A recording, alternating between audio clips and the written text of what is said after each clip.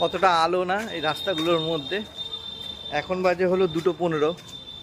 কালকেই দশমী। কালকের থেকে এই রাস্তা কেন, কলকাতার যে কোনো রাস্তায় আবার অন্ধকারে, মানে অন্ধকারের কবলে চলে যাবে। ওই টিম করে স্ট্রিট লাইট জ্বলবে, কিন্তু এতটা আলো কালকে আর থাকবে না। হয়তো কালকে থাকবে, পরশু আর থাকবে না। এটাকেই বলে দুর্গাপূজা। হ্যাঁ, ছাবড়ি বাইকার্স। ট্রাফিক পুলিশ কোথায় থাকে অত দেখবে আর ট্রাফিক পুলিশ, কিন্তু স্পেশালি আমার মনে হয় দুর্গাপূজার সময়টাই একটু বেশি করে দেখা উচিত এই ছাপড়ি রাইডার্সদেরকে। এদের অত্যাচারে তো বুড়োরা বেরোনো বন্ধ করে দিয়েছে।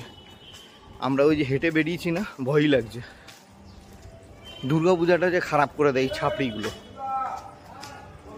পুজোতে তো বাঙালি দেখলাম কম, এই ছাপড়িগুলোকেই দেখলাম বেশি। করে বাইক নিয়ে এদিক ওদিকে ঘুরছে, গুটকাচি করছে, এখানে কোনো থুতু ফেলছে, আল্টু ফাল্টু নোংরা নোংরা কথাবার্তা বলছে, এ ওকে আল্টু ফাল্টু গালি দিয়ে নাম দিয়ে ডাকছে। এইসবই দেখলাম বেশি এবার দুর্গাপূজা।